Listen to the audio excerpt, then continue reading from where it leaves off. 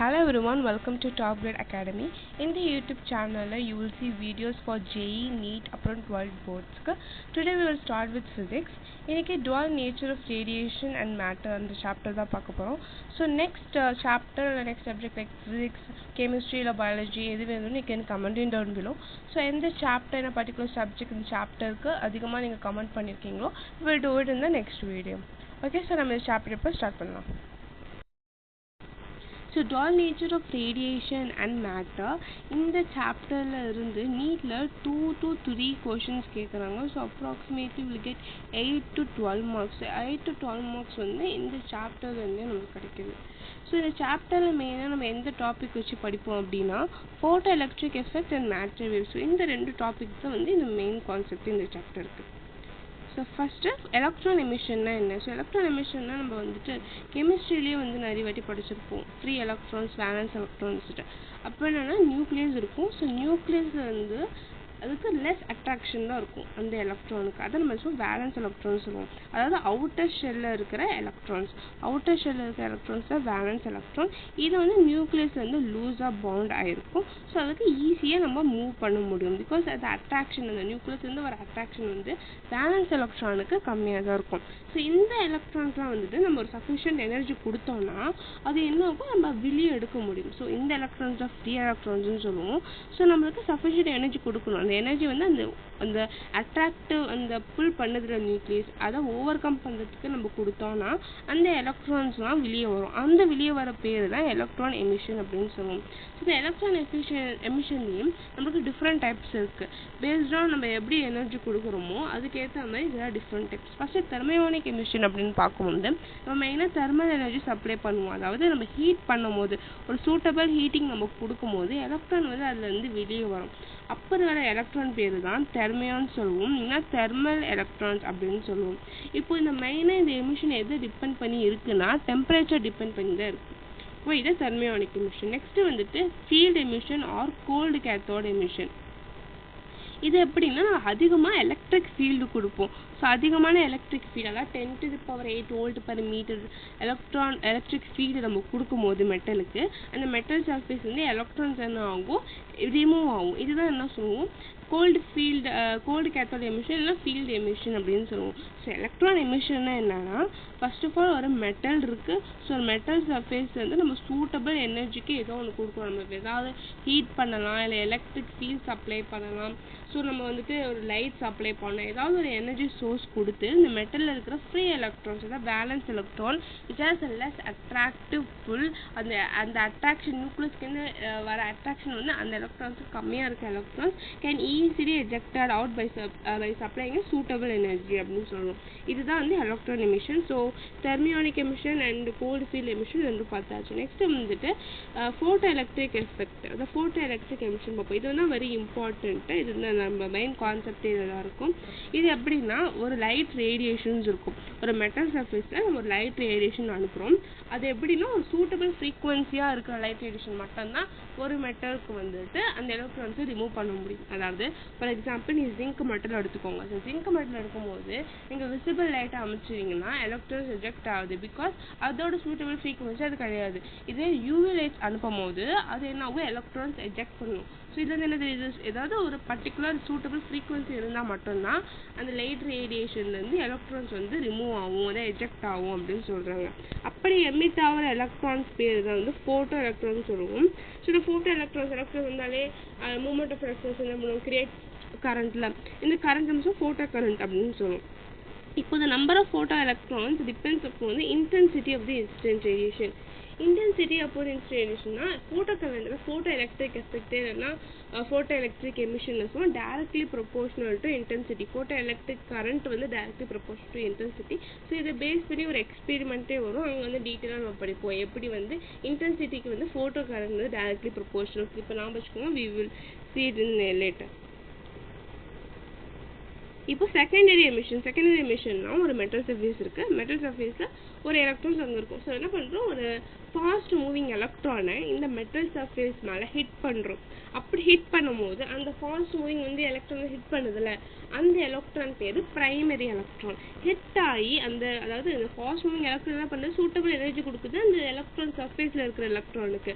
அந்த எனர்ஜி எடுத்துக்கிட்டு சர்ஃபேஸில் இருக்கிற எலக்ட்ரான் வந்து ரிமூவ் ஆகி எஜெக்ட் ஆகி வெளியே போகும். அப்படி வெளியே போகிற எலக்ட்ரான் பேர் செகண்டரி எலக்ட்ரான். ஸோ இது பேர் என்னது, செகண்டரி எமிஷன் அப்படின்னு சொல்லுவோம். ஓகேவா, அதாவது ஃபாஸ்ட் மூவிங் எலக்ட்ரான்ஸ் என்ன ஆகும், அதாவது பிரைமரி எலக்ட்ரான்ஸ் அது ஹிட் ஆகும்.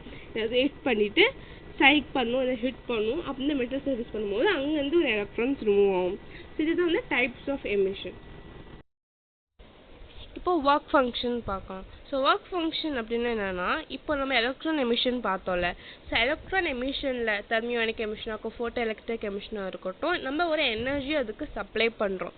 தெர்மியோனிக் எமிஷனில் ஹீட் எனர்ஜி சப்ளை பண்ணுறோம். அதேமாதிரி ஃபோட்டோ எலக்ட்ரிக் எஃபெக்ட் இருக்குது. ஃபோட்டோ எலக்ட்ரிக் எமிஷனில் நம்ம லைட் ரேடியேஷன் அனுப்புகிறோம். எதுக்கு அனுப்புகிறோம், அந்த எலக்ட்ரான்ஸ் ரிமூவ் ஆகிறதுக்கு, அந்த நியூக்ளியஸ்லேருந்து ஒரு அட்ராக்ஷனை அதை ஓவர் கம் பண்ணி வெளியே போகிறதுக்கு நம்ம ஒரு எனர்ஜி கொடுக்குறோம். ஓகேவா, அந்த மினிமம் எனர்ஜி அந்த எலக்ட்ரான் அது வந்து வெளியே வரத்துக்கு அந்த மினிமம் எனர்ஜி எது தேவைப்படுதோ அதுதான் என்ன சொல்லுவோம், ஒர்க் ஃபங்க்ஷன் அப்படின்னு சொல்லுவோம், இல்லைன்னா த்ரெஷோல்டு எனர்ஜி அப்படின்னு சொல்லுவோம். இதுதான் ஒர்க் ஃபங்க்ஷன். இது எப்படி நம்ம வந்துட்டு மெஷர் பண்ணுவோம்னா, எலக்ட்ரான் வோல்ட்ஸில் தான் மெஷர் பண்ணுவோம்.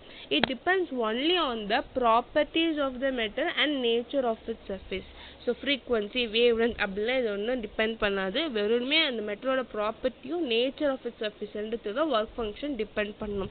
ஸோ ஒர்க் ஃபங்க்ஷனாக என்ன, ஒரு மினிமம் அமௌண்ட் ஆஃப் எனர்ஜி அந்த எலக்ட்ரானுக்கு தேவைப்படுது அந்த மெட்டல் சர்ஃபேஸ்லேருந்து வெளியே வர, இதுதான் ஒர்க் ஃபங்க்ஷன் அப்படின்னு சொல்கிறோம். இப்போ 1 எலக்ட்ரான் வோல்ட் அப்படின்னா என்னன்னா, நம்ம ஒரு எலக்ட்ரானோட சார்ஜ் தெரியல 1.6 × 10⁻⁻⁻⁻, இந்த வேல்யூவே நம்ம யூஸ் பண்ணுறோம். நெக்ஸ்ட் வந்துட்டு ஒர்க் ஃபங்க்ஷன் ஃபார் நிறைய மெட்டல்ஸ்க்கு வந்துட்டு கொடுத்துருக்காங்க. பட் மெயினாக வந்து நம்ம ஞாபகம் வச்சுக்கிறதுக்கு வந்து சீசியமோ அப்புறம் பிளாட்டினமோ தான் ஞாபகம் வச்சுக்கணும். ஸோ சீசியமுக்கு தான் வந்துட்டு இருக்கிறதுல கம்மியான ஒர்க் ஃபங்க்ஷன் இருக்கும், 2.14 எலக்ட்ரான் வோல்ட் இருக்குது. அதுவே பிளாட்டினமுக்கு தான் ஹையஸ்டான ஒர்க் ஃபங்க்ஷன் இருக்கும், 5.65 எலக்ட்ரான் வோல்ட். ஸோ இது ரெண்டு மட்டும் ஞாபகம் வச்சுட்டா போதும் வித் வேல்யூஸ். மற்ற எதுக்கும் நம்ம வந்துட்டு அவ்வளோ இம்பார்ட்டன்ஸ் கொடுக்க தேவையில்லை. ஓகே, இப்போ photo electric effect. So photo electric effect, photo electric emission வந்து நம்ம ஏற்கனவே பார்த்தோம். ஸோ இதுதான் நம்ம இப்போ படிப்போம். ஸோ ஃபோட்டோ எலக்ட்ரிக் எஃபெக்ட் அப்படின்னு என்னன்னா, நம்ம பார்த்தோம்ல ஒரு மெட்டல் சர்ஃபேஸ் இருக்குது, அது வந்து ஒரு நம்ம ரேடியேஷன்ஸ் அனுப்புவோம். சூட்டபிள் ஃப்ரீக்குவன்சியாக இருந்துச்சுன்னா அந்த மெட்டல்ஸ்லேருந்து அந்த எலக்ட்ரான்ஸ் வெளியே வரும். அந்த வெளியே வர எலக்ட்ரான்ஸ் பேர் ஃபோட்டோ எலக்ட்ரான்ஸ். அந்த வெளியே வர எலக்ட்ரான்ஸ் கரண்ட் ப்ரொடியூஸ் பண்ணுச்சுன்னா அது ஃபோட்டோ எலக்ட்ரிக் கரண்ட் அப்படின்னு சொல்லுவோம். இப்போ எல்லா மெட்டலுக்கும் ஒரே ரேடியேஷன் அனுப்புனா வந்து எலக்ட்ரான்ஸ் எமிட் ஆகாது. ஃபார் எக்ஸாம்பிள் ஜிங்க்குக்கு அமுக்கும் போது யூவி ரேஸ் அனுப்புனா அது எலக்ட்ரான்ஸை எமிட் பண்ணும், ஜிங்க்கு, கேட்மியம். அப்போ விசிபிள் லைட் இருக்கும்போது விசிபிள் லைட் எந்த மெட்டல்ஸ் பட்ட எலக்ட்ரான் எமிஷன் நடக்கும் அப்படின்னு பார்த்தீங்கன்னா alkali metals. Only alkali metals like lithium, sodium, இப்போல்லாம் இந்த மெட்டல்ஸ்னால நம்ம வந்து விசிபிள் லைட் அனுப்பணும்னா நம்ம வந்து ஃபோட்டோ எலக்ட்ரிக் எமிஷன் வந்து பார்க்கலாம். ஸோ நோட் பண்ண என்னன்னா, நான் metals also photo electric effect show பண்ணும். ஆனால் மெட்டல்ஸ் தான் நம்ம மெயினாக டீல் பண்ணுவோம். ஸோ நான் மெட்டல்ஸ் அவ்வளோ பார்க்க மாட்டோம். பட் நான் metals also photo electric effect அதுவே நடக்கும். இப்போ லிக்விட்ஸ் அண்ட் கேஸஸ் ஆல்சோ நம்ம வந்து ஃபோட்டோ எலக்ட்ரிக் எஃபெக்ட் நடக்கும். ஆனால் சாலிட்ஸ், இந்த மெட்டல் சர்ஃபேஸ் சாலிட்ஸ் அவ்வளோக்கு அந்த எக்ஸ்ட்ரீம் எக்ஸ்டென்ட் இருக்குல்ல, ஒரு லிமிட்டடான இதில் மட்டும்தான் இங்கே லிக்விட்ஸ் கேஸஸில் ஃபோட்டோ எலக்ட்ரிக் எஃபெக்ட் நடக்கும். இப்போ ஹெர்ட்ஸ் அப்சர்வேஷன் பார்க்க போகிறோம். ஸோ இந்த ஃபோட்டோ எலக்ட்ரிக் எமிஷன் அப்படின்றது இந்த ஃபெனாமெனனை டிஸ்கவர் பண்ணது ஹென்ரிச் ஹெர்ட்ஸ் தான். நீங்கள் வந்து இயர் ஞாபகம் வச்சுக்க வேணாம், நேம் மட்டும் ஞாபகம் வச்சுட்ட போதும். இவர் எப்படி கண்டுபிடிச்சாருன்னா, இவர் வந்து எலக்ட்ரோ மேக்னெட்டிக் வேவ் எக்ஸ்பெரிமெண்ட் அந்த இதில் ஒர்க் பண்ணிட்டு இருந்தார். அந்த எக்ஸ்பெரிமெண்ட் பண்ணதான் அவர் வந்து பண்ணார். எப்படி பண்ணார்னா ஸ்பார்க் டிஸ்சார்ஜ் மூலியமாக தான் அவர் பண்ணிட்டு இருந்தார். அப்போ அவருக்கும் ஒன்று அப்சர்வ் பண்ணியிருக்காரு, என்னென்னா ஒரு எமிட்டர் இருக்குது, அந்த எமிட்டரில் வந்து யூவி லைட் வந்து சப்ளை பண்ணுறாரு. ஆர்க் லேம்ப்லேருந்து யூவி லைட் சப்ளை பண்ணும்போது அவருக்கு அதிகமான ஸ்பார்க் வந்து கிடைக்கிது. அது வந்து நோட் பண்ணார். அப்புறம் அவரை வந்து ஒரு கன்க்ளூட் பண்ணார், என்னென்னா இப்போ வந்து ஒரு சூட்டபிள் ரேடியேஷன் வந்து ஒரு மெட்டல் சர்ஃபேஸில் வந்துட்டு ஃபால் ஆகும்போது அந்த எலக்ட்ரான் சர்ஃபேஸில் இருக்கிற எலக்ட்ரான்ஸ்லாம் அந்த எனர்ஜியை அப்சர்வ் பண்ணிக்குது. அந்த இன்சிடென்ட் ரேடியேஷன்லேருந்து அப்சர்வ் பண்ணிக்குது. எதுக்கு அப்சர்வ் பண்ணுது, அந்த positive points in the material அப்படின்னு சொல்றது நியூக்ளியஸ். ஓகேவா? அந்த நியூக்ளியஸ் வந்து வர அட்ராக்ஷனை ஓவர் கம் பண்றதுக்கு அந்த எலக்ட்ரான்ஸை அப்சர்வ் பண்ணிட்டு அது என்ன பண்ணுது, அந்த மெட்டல் சர்ஃபேஸ்ல இருந்து எஸ்கேப் ஆகி சரௌண்டிங் ஸ்பேஸ்க்கு போயிடுது. அப்பதான் அவர் என்ன பண்ணாரு, நிறைய ஸ்பார்க் வந்து அவர் வந்து அப்சர்வ் பண்ணாரு. ஸோ இந்த அப்சர்வேஷன் சொன்னது வந்து ஹெர்ட்ஸ். இப்போ ஹால்வாக்ஸ் அண்ட் லினார்ட் அப்சர்வேஷன் பற்றி பார்க்க போகிறோம். இவங்க 2 பேரும் என்ன பண்ணாங்கன்னா ஃபோட்டோ எலக்ட்ரிக் எஃபெக்ட் பற்றி இன்னும் டீட்டெயிலான ஸ்டடி பண்ணாங்க. இப்போ லினார்ட் என்ன பண்ணாருன்னா ஒரு எவாக்குவேட்டட் டியூப் எடுத்துக்கிட்டாரு. ஸோ 2 மெட்டல் பிளேட்ஸ் வச்சுட்டாரு அதில். ஸோ பொட்டன்ஷியல் டிஃபரன்ஸும் அப்ளை பண்ணார். ஆனால் அங்கே ஒரு கரண்ட்டுமே ஃப்ளோ ஆகலை. இந்த சர்க்கியூட்டில் ஒரு கரண்ட்டுமே ஃப்ளோ ஆகலை. இப்போ என்ன பண்ணார், ஒரு பிளேட்டை எமிட்டர் பிளேட் அப்படின்னு சொல்லிட்டு அதை நெகட்டிவ் டெர்மினலில் வச்சுருக்காரு, நெகட்டிவ் பொட்டன்ஷியல் வச்சிருக்காரு. அதே மாதிரி கலெக்டர் பிளேட்டுன்னுட்டு பாசிட்டிவ் பொட்டன்ஷியலில் வச்சிருக்காரு. ஸோ இந்த எமிட்டர் பிளேட் மேலே அவங்க என்ன பண்ணுறாங்க, யூவி லைட்டை எக்ஸ்போஸ் பண்ணுறாங்க. யூவி ரேடியேஷன்ஸ் படும்போது எமிட்டர் பிளேட்டில் அங்கே என்ன நடக்குது, கரண்ட் வந்து ஃப்ளோ ஆக ஆரம்பிக்குது. அதே மாதிரி இந்த யூவி லைட்டை எப்போல்லாம் ஸ்டாப் பண்ணுறாங்களோ, நம்ம ஸ்டாப் பண்ணும் போது கரண்ட் ஃப்ளோயிங்கும் ஸ்டாப் ஆகிடுது அப்படின்னு சொல்கிறாங்க. அதனால இந்த அப்சர்வேஷன் வச்சு என்ன சொல்கிறாங்க, அந்த லைட்டு வந்து அந்த மெட்டல் சர்ஃபேஸ் மேலே ஃபால் ஆகுதுல, அந்த எமிட்டர் மேலே ஃபால் ஆகுதுல, அதுதான் அந்த கரண்ட்டை காஸ் பண்ணுது அப்படின்னு சொல்கிறாங்க. இப்போ இந்த அப்சர்வேஷன்ல ஹால்வாக்ஸ் என்ன சொல்றாருன்னா, ஒரு நெகட்டிவ்லி சார்ஜ் பார்ட்டிகல் இருக்கு, அந்த ரைட் ரேடியேஷன் பட்ட உடனே அது வந்து எஜெக்ட் அவுட் ஆகுது, அது வெளியே வருது. அது ஜிங்க் பிளேட்ல இருந்து அந்த நெகட்டிவ் சார்ஜ் பார்ட்டிகல் வந்து வெளியே வருது. அவங்க எலக்ட்ரான்ஸ்னு சொல்லல, அப்போ ஒன்றும் எலக்ட்ரான் டிஸ்கவர் பண்ணல. ஸோ ஒரு நெகட்டிவ் சார்ஜ் பார்ட்டிகல் அப்படின்னு தான் சொன்னாங்க. ஆனால் அப்புறமா எலக்ட்ரான்ஸை டிஸ்கவர் பண்ணாங்கல்ல, அதாவது 1897 அதை டிஸ்கவர் பண்ணும்போது அது வந்து இந்த டிஸ்கவர் என்ன ஆகுது, இதுக்கு ஒரு எவிடென்ட்டா மாறிடுது அப்படின்னு சொல்றாங்க. Evident to this experiment.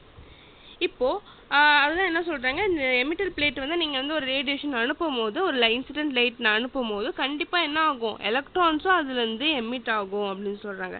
இந்த எலக்ட்ரான் வந்து ஒரு நெகட்டிவ் சார்ஜ் பார்ட்டிகல். ஸோ என்ன ஆகுது, இது எமிட்டர்ல இருந்து கலெக்டருக்கு புஷ் பண்ண ஆரம்பிக்குது. எது புஷ் பண்ணும், எலக்ட்ரிக் ஃபீல்டு நம்ம அப்ளை பண்றோம்ல, அது வந்து இதை புஷ் பண்ணுது அப்படின்னு சொல்றாங்க.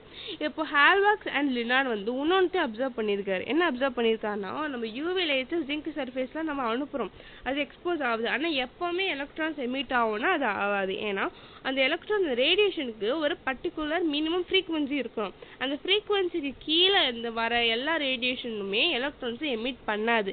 அந்த மினிமம் ஃப்ரீக்வன்சிக்கு அப்புறம் மேலே இல்லை அந்த ஃப்ரீக்வன்சியில் மட்டும்தான் இந்த எலக்ட்ரான் எமிஷன் அதாவது நடக்கும். அந்த மினிமம் ஃப்ரீக்வன்சி தான் நம்ம என்ன சொல்லுவோம், த்ரெஷோல்டு ஃப்ரீக்வன்சி அப்படின்னு சொல்லுவோம். இந்த threshold frequency like work function பார்த்தலாம். ஒர்க் ஃபங்க்ஷன் வந்து minimum energy required for electron emission. அதே மாதிரி த்ரெஷோல்ட் ஃப்ரீக்வன்சினா minimum frequency required for electron emission. So அதுக்கு பிலோவா இருக்கிற எந்த ஃப்ரீக்வன்சியும் நம்மளுக்கு எலக்ட்ரான் எமிஷன் நடக்காது. ஸோ இதுவும் depends on the nature of the material. இந்த எமிட்டர் பிளேட் இருக்குல்ல, இந்த எமிட்டர் பிளேட் மேலே தான் அந்த யூவி லைட்ஸ் இந்த ரேடியேஷன்ஸ் எல்லாம் படுது, அதோட ஃப்ரீக்வன்சி பார்க்குறோம். ஸோ அந்த எமிட்டரோட நேச்சர் ஆஃப் மெட்டீரியல் தான் இதை டிபெண்ட் பண்ணியிருக்கு. ஸோ நெக்ஸ்ட் வீடியோவில் நம்ம வந்துட்டு experimental study of photo electric effect அது மாதிரி நிறைய டாபிக்ஸ் தான் நம்ம பார்ப்போம். ஸோ இந்த டாபிக் இருக்குது Hallwachs and Lenard observation. So similar to that அந்த அப்சர்வேஷன் மாதிரி தான் இதுலேயும் ஒரு experimental study of photo electric effect. So இந்த டுவெல் நேச்சரோட பார்ட் 2 வீடியோ வரும். ஸோ அப்போ வந்து இதை நம்ம ரிமைனிங் கான்செப்ட்ஸை வந்துட்டு டாபிக்ஸ் வந்து நம்ம அங்கே டீல் பண்ணலாம். So bye and see you everyone in the next video. So இந்த லெக்சருக்கு இருக்கிற எல்லா கான்செப்ட்ஸும் உங்களுக்கு கிளியர் ஆயிடுச்சுன்னா please do subscribe to this channel. அதுக்கப்புறமா share to your friends. Next பக்கத்தில் இருக்கிற பெல் ஐக்கனை கிளிக் பண்ணிக்கோங்க. ஸோ நான் எப்போல்லாம் வீடியோஸ் போடணும் you can see it without any delay. So bye.